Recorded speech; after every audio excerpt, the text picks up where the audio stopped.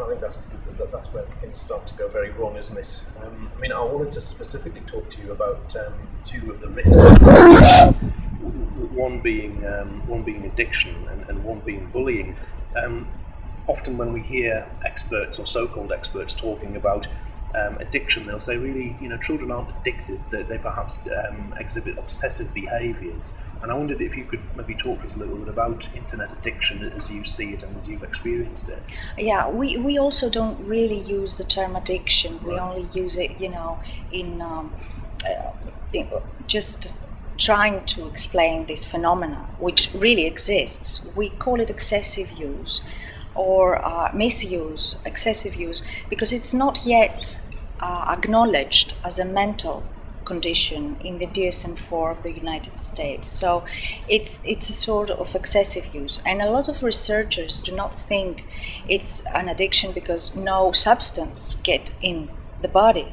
However, internet and cyberspace is very interactive, and there are some substances that are produced in the brain that really could cause some sort of addictive behavior. However, even if we don't use the term addiction, there is the phenomena of children really dysfunctioning in very important domains of life. And we have had some children in our adolescent health unit in the second department of pediatrics in Athens that really, some of them had stopped school, had stopped beloved activities and hobbies, and had stopped communicating with friends or flirting, very essential domains of their life. So that does exist. It's a reality. Either you call it or not addiction or excessive use. I think one of the things that parents worry about, especially, is my son, and it often seems to be boys, and that'd be interesting. Yeah, that's true. As well. And they worry you. How will I know? How will I know if they're actually starting to become addicted? And is it something we can put an amount of time onto, or does it vary from individual to individual? Yeah, well, time has to do with it, but it's not the only thing. Sure. Because there are some criteria. There are some criteria that give the diagnosis according to the Kaplan and Shadow criteria, which are the more recent ones. This is sort of doctor's work, but there are some criteria that do not only have to do with time, but with the way that the child or adolescent sees internet, right? Like dysfunction in main domains of the life is a very important factor. If there is dysfunction in main domains that he had a very good performance, then there is a problem. Right. And so are we in a position where we might have, say, warning signs, things that parents maybe should look out for? Yeah, of course. Parents should keep communicative channels open from a very young age, because when we reach adolescence with all this, rebellion, and which is, a natural thing, we must have very good basis.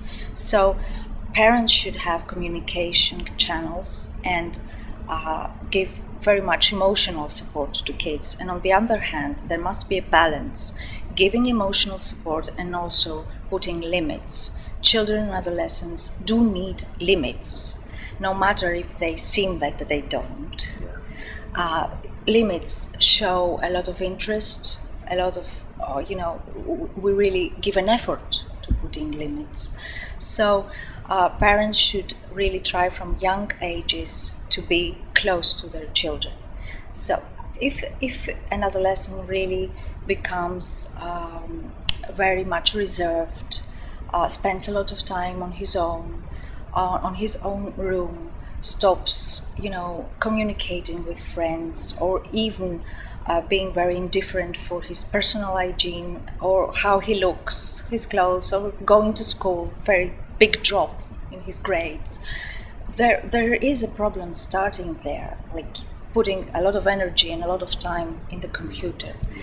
And we must take into consideration the guidelines that American pediatric associations have set, some guidelines for the limit of daily screen time for children and adolescents, which must be around 2 hours daily, which doesn't mean that over 2 hours we are sort of addicted or something. No, not in any way. But they put these limits in order for children and adolescents to have other activities as well. And of course, it can be discussed between the parent and the adolescent, and one day he can spend more than 2 hours or another day less or whatever. Just have this in mind in order to have a sort of guideline in our hands to give parents and teachers as well. Yeah, I think sometimes part of this problem has been fueled by the fact that I think many parents today are actually frightened to let their children go outside and play because they're frightened that things will happen to them. And yet, possibly by encouraging them to stay inside and giving them all this new kit and games consoles and computers, they're actually maybe causing other difficulties as well, which isn't...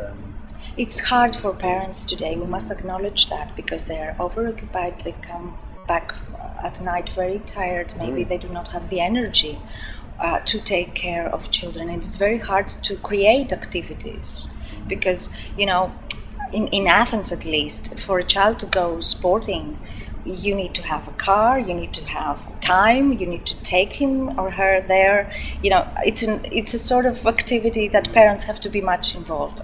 While in the past, the child could just, be in the neighborhood and have physical activity and have all this stuff that we must really prepare a lot now. So it's kind of hard for parents, but they should be well informed, because parents, at least in Athens and in Greece, are not very well informed. They just think that the kids will be okay just to be parked and in front of a screen. Absolutely. This is not the case. No. They need to be together.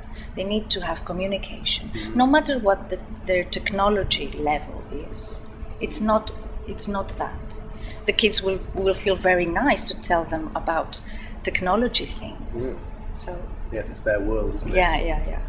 I think some research has suggested that parents' biggest fears about online technology is that their children can become victims of paedophiles and predators and so on. And yet we actually know in reality that they're much more likely to be cyberbullied, for example.